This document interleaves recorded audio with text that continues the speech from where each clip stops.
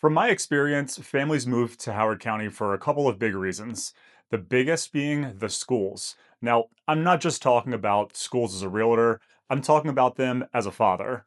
Because when you hear that the school system is proposing a $1.27 billion budget with staffing shifts and reallocations, that's not just a headline, that's our kids. So today, I want to break down what's actually changing in the 2027 budget, what's growing, what's being reallocated, and what it means for families like ours.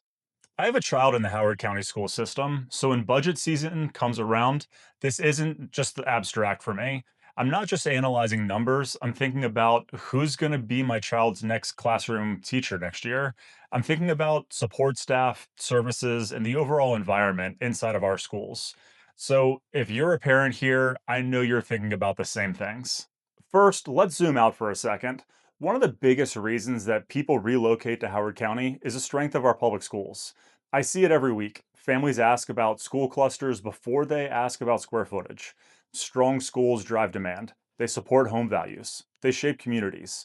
So when the school budget changes, it attracts more than just the students. It affects homeowners, neighborhoods, and the long term health of our county.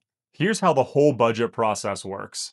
Planning actually starts months before most of us hear about it. It's in the fall. The district leadership reviews enrollment projections, staffing needs, contractual salary increases, transportation costs, and requirements under the Maryland blueprint for the future. In January, the superintendent presents the proposed operating budget to the Board of Education. That's when the public gets their first detailed look. From there, the board holds working sessions and public hearings.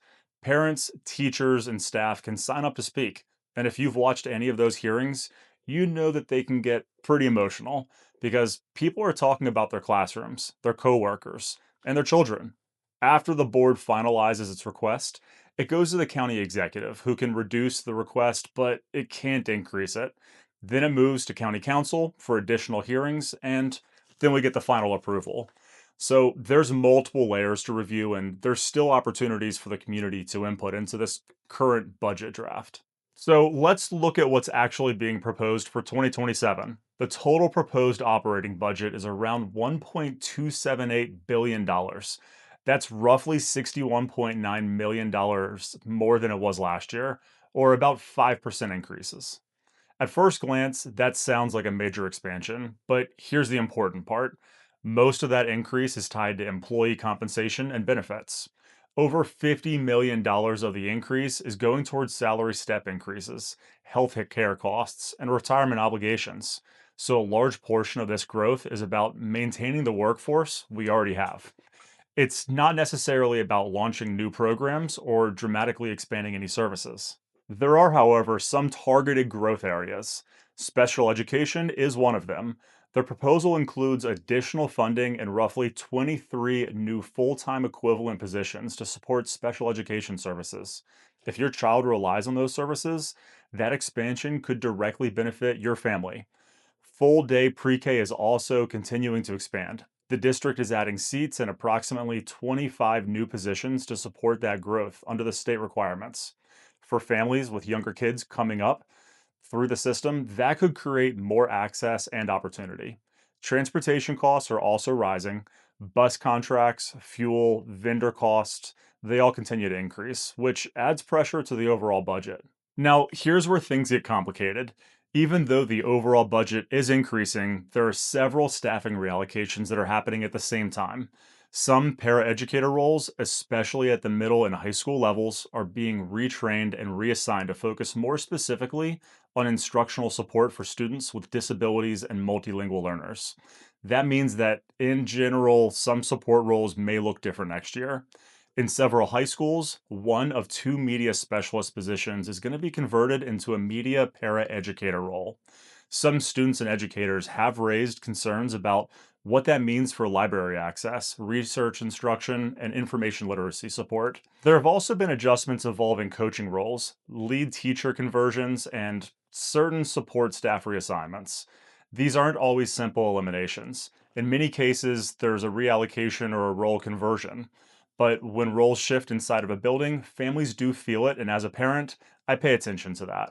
At recent public hearings, families and teachers have spoken about concerns over the classroom support, potential class size impacts, and whether that reallocation might stretch the staff a little bit too thin in certain areas. Some feel that while priority areas like special education and pre K are growing, other supports that students rely on could feel reduced at the school level. That tension is really at the heart of the conversation right now. It's also important to understand the difference between the operating budget and the capital budget. The operating budget covers salaries, benefits, transportation, and daily school operations. The capital budget is separate. That includes roof replacements, HVAC systems, renovations, and security upgrades.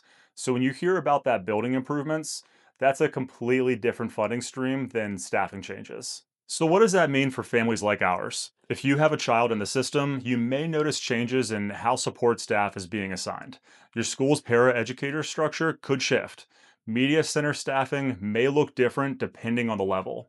If your child relies on special education services, you may see expanded support in that area. If you have younger children, expanded pre K access could benefit you directly. The system really remains heavily funded and continues investing in core instructional priorities. But the way that resources are distributed inside of schools, it is evolving. And when you're a parent, even small changes can feel pretty significant. For me, this isn't about politics. It's about understanding how decisions made at a county level show up inside my child's classroom. It's about knowing where our tax dollars are going.